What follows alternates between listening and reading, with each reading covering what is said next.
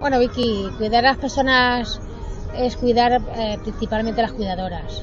Siempre las cuidadoras, si están bien atendidas y las cuidadoras están bien resueltas, siempre el enfermo siempre está bien cuidado.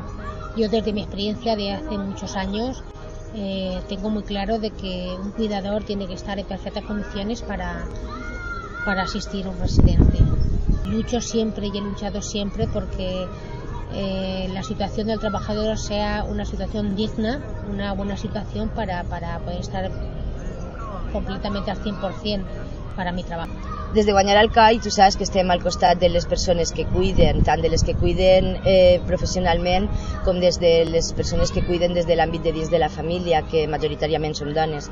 Per això la creació d'un servei de cures obre un nitxo a l'ocupació de dignitat i és una de les propostes que duem en el programa de Guanyar al CAI, perquè al final, si es cuidem entre nosaltres, podrem aconseguir un Alcoi més fort.